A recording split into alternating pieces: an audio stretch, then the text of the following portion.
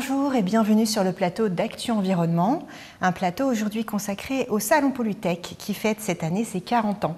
Pour en parler, nous recevons Stéphanie Guettorante. Bonjour. Bonjour. Vous êtes directrice générale de ce salon professionnel spécialisé sur les questions environnementales. Alors première question, quelle était la raison d'être de ce salon lorsqu'il a été créé en 1978 ? Nous étions à peu près 7 ans après la création du premier ministère de l'Environnement en France et l'objectif de l'organisateur de l'époque était de rassembler les filières de l'environnement qui étaient l'eau, les déchets et l'air qui existaient de manière séparée jusque-là pour les rassembler dans un événement et créer une réponse globale à des enjeux environnementaux adressés aux collectivités locales et aux industriels. Alors comment le Salon Pollutech a-t-il évolué au fil des années et que représente-t-il aujourd'hui pour les professionnels de l'environnement ? Alors je crois que nous nous sommes attelés depuis 40 ans à poursuivre l'ADN de départ, qui était ce rassemblement des filières existantes en 1978 et qui s'est enrichi depuis 40 ans de 14 filières qui aujourd'hui représentent le Salon Pollutech, qui rassemble plus de 2000 exposants et accueille plus de 70 000 professionnels des secteurs de l'environnement qui aujourd'hui ont à intégrer dans leur activité les sujets environnementaux tels que la gestion de l'eau, la gestion des déchets, la qualité de l'air, mais également la production d'énergie propre, la dépollution des sols, la gestion des risques, toutes ces filières environnementales nécessaires à un mieux produire, à un mieux vivre, à un mieux exploiter dans nos secteurs économiques. Que viennent chercher les visiteurs du Salon Pollutech ? Ils viennent chercher des réponses. Ils viennent chercher des réponses sous forme d'expertise et ils viennent chercher, je dirais, des rencontres aussi, des idées, des opportunités de faire évoluer aussi ces thématiques au sein de leurs activités. Et bien sûr, ils viennent chercher des solutions concrètes pour de la mise en œuvre opérationnelle. Pollutech est un salon qui se veut un salon de pragmatique, de gens qui ont des choses à faire dès aujourd'hui et pas forcément dans 40 ans, donc qui veulent surtout des réponses qui soient vraiment opérationnelles et adaptées à leurs besoins immédiats. La question de l'innovation doit être centrale dans ce salon. Comment vous les mettez en lumière ? Un salon, bien sûr, met en avant toujours les innovations, les tendances d'un marché.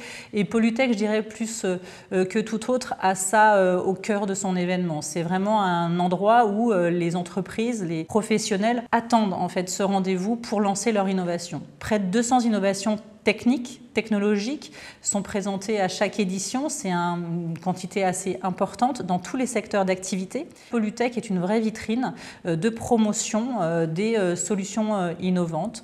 Et puis, nous avons souhaité aussi mettre en avant des thématiques d'actualité.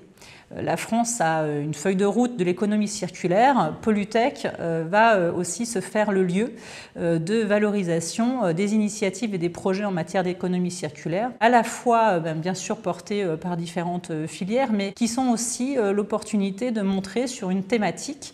Je citerai par exemple les déchets de chantier, je peux citer aussi les véhicules hors d'usage ou encore les déchets issus de la téléphonie mobile, qui sont l'opportunité de montrer justement l'ensemble de la nouvelle chaîne de valeur autour de cette thématique de l'économie circulaire sur ces activités-là. Quels seront ces temps forts pour l'édition 2018, les nouveautés de cette édition spéciale 40 ans ?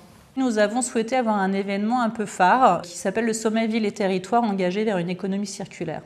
Ce projet qui est vraiment orienté vers les enjeux de l'économie circulaire au sein des territoires est pour nous aussi l'occasion d'accueillir pour la première fois sur Pollutech à la fois des décideurs de territoires qui projettent des visions avec des objectifs 2030, 2040 pour certaines villes, avec des projets concrets pour lesquels nos exposants ont de vrais savoir-faire, de vraies solutions à apporter.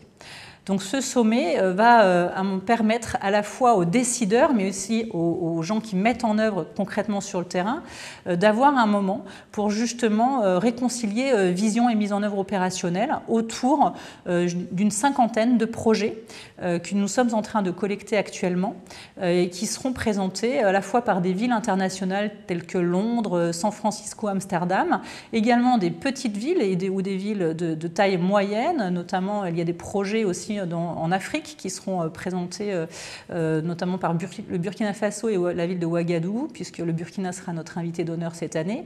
Et nous avons également une trentaine de projets des territoires français qui seront des terrains d'expérimentation aussi à partager avec les acteurs de Pollutech pour faire avancer concrètement ces projets avec l'expertise de nos partenaires.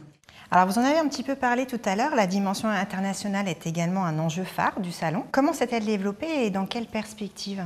Je dirais que le développement international est aussi beaucoup lié à cette thématique de l'environnement et je dirais à sa maturité dans le monde. En Europe, la thématique environnementale donc, est née dans les années 70. Donc au départ, le marché de Polytech était français et européen. Dans les années 2000, le développement de la promotion du salon au grand export a été mis en place par la directrice et la direction précédente, avec notamment un certain nombre de zones que nous avons travaillées, comme l'Amérique du Sud ou certains pays d'Asie, comme notamment la Chine ou le Japon. C'est donc très très récent. L'internationalisation des sujets environnementaux est très récente. Je vais encore moi dans des pays aujourd'hui où il n'y a pas de ministre de l'environnement, il peut y avoir différents types de compétences, un ministère de l'eau, un ministère de l'énergie, un ministère de la salubrité, mais il n'y a pas forcément toujours un ministère de l'environnement. Quand il y en a, il a souvent moins de 10 ans. Ce sont donc des sujets qui sont à un moment donné avec des maturités différentes, ou en tout cas ils sont abordés de manière différente de par le monde. Nous, ce que nous essayons de faire, c'est de parcourir justement le monde pour faire la promotion aussi des savoir-faire portés par nos exposants et également par le marché français. Et ensuite, à charge des entreprises d'initier des collaborations si elles trouvent effectivement la zone pertinente pour leur activité. Merci Stéphanie Guettorant pour cet éclairage. La 40e édition du Salon Polytech se tiendra du 27 au 30 novembre prochain au centre Eurexpo de Lyon. La rédaction d'Actu Environnement ne manquera pas cet événement. Merci de nous avoir suivis et à bientôt.